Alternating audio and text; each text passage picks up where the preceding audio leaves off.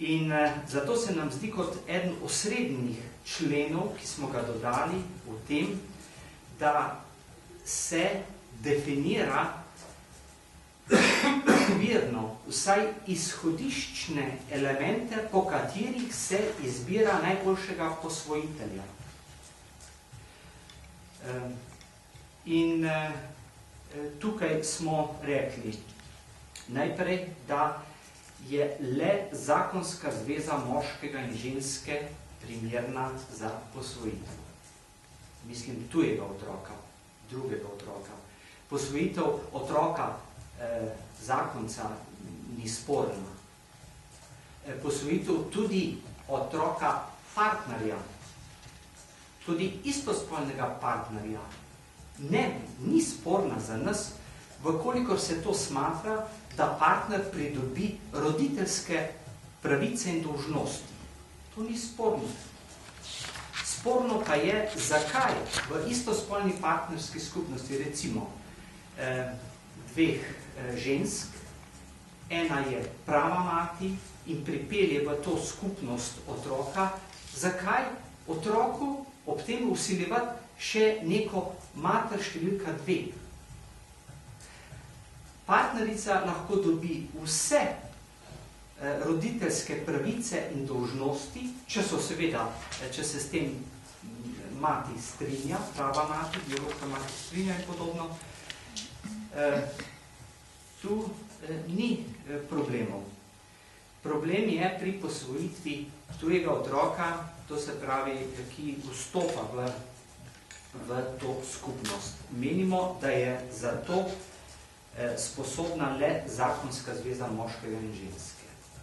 Prav iz naslova, da ima otrok pravico do moškega in ženske, do očeta in matere. Tudi smo proti, da to pravico oziroma možnost posvojitev otroka pridobi zunajzakonska skupnost. Kajti, če zunajzakonska skupnost misli resno, zahtevamo, to je naše stališče, da pokaže ta skupnost svojo resnost in zagotovi pravno varstvo posvojenega otroka. Naj se torej registrira. Saj ta možnost je povsem skrito pred javnostjo, pred matičarja in registrirati to zakonsko skupnost. Zaradi varstva otroka. Drugič, ta zakonska zveza mora izpolnjevati nekaj osnovnih načel. Biti mora stabilna, urejena in razpolagati s primerno materialno osnovo. In smo definirali, kaj pomeni stabilna. Stabilna, smo rekli, je takrat zakonska zveza, kadar traja najmanj 5 let in v tem času ni bilo nobene zahteve za ločitev. To upam, da razumete, da gre zaradi varstva otroka. Kajti otrok, posebno če je dojenček, ne bo samo 1 leto v taki družini, ampak bo 18 let. Drugič, da je urejena. Urejena mislimo, to je težko definirati, mi smo dali samo en kriterij in sicer, da v zadnjih 3 letih ni bil nihče od zakoncev obsojen zaradi nasilja v družini. Mislim, da je to dovolj širok kriterij, verjetno bodo vsi šli skozi to klauzulo brez težav, ampak če pa res družinsko nasilje, ki je bilo pravnomočno obsojeno, tam pa ne bi dovolili posvojiti otroka.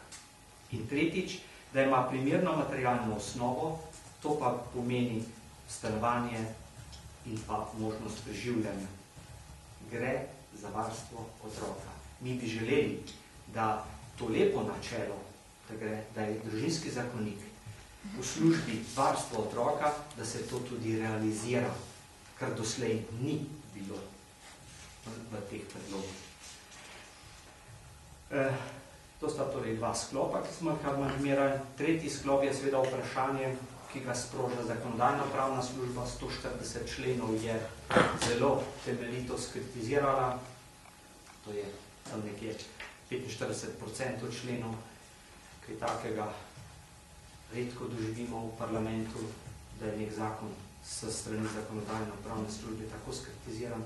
Mi smo zelo proučili te pripombe, vendar nismo šli amandmirati, kajti to je naloga predlagatelja, da uskladi se zakonodajno-pravno službo. Potem je še poglavje rejniška dejavnost. Tudi te nismo amandmirali. Čeprav podpiramo združenje moč, to se pravi zastopnike rejnikov, in njihove pripombe resnično so zelo tehtne, mi bi jih takoj podprli, vendar se v to nismo spuščali, kajti to mora predlagatelj v sozvočju z rejniki. Za nas je nesprejemljivo, da se o rejniški dejavnosti govori, ne da se prisluhne rejnikom. Za nas je to nesprejemljivo. Za nas je nesprejemljivo, da se piše družinski zakonik, ne da bi se prisluhnilo družinam. 250 tisoč zakoncem ali 500 tisoč klasičnih zakoncev. Za nas je to nesprejemljivo. Tako da mislim, da tak pristop je vsekakor tudi v načelu zgrešen. Mi torej teh področij se nismo lotevali, če jih predlagatelj ne bo uredil, tako kot predlagajo rejniki, ali dokler se rejniki s tem ne bodo strinjali, s poglavjem o rejništvu, vsaj načelno, mi ne bomo podprli zakonika, tudi če bi vse naše predloge sprejeli. Ne bomo. Kajti ta zakonik posega neposredno zelo intimno v vsakdanje življenje Slovenk in Slovencev. Pa dajmo se tega zavedati. To ni zakon, ne vem, o Telekomu ali zakon o kmetijskih zemljiščih in podobno, kjer samo en del prizadene ali podobnega, ali o investicijah, o bankah. Tako da mi smo pravočasno dali te predloge, smo jih argumentirali tudi ustno in jih bomo še in potem bomo videli seveda, kaj bo iz tega.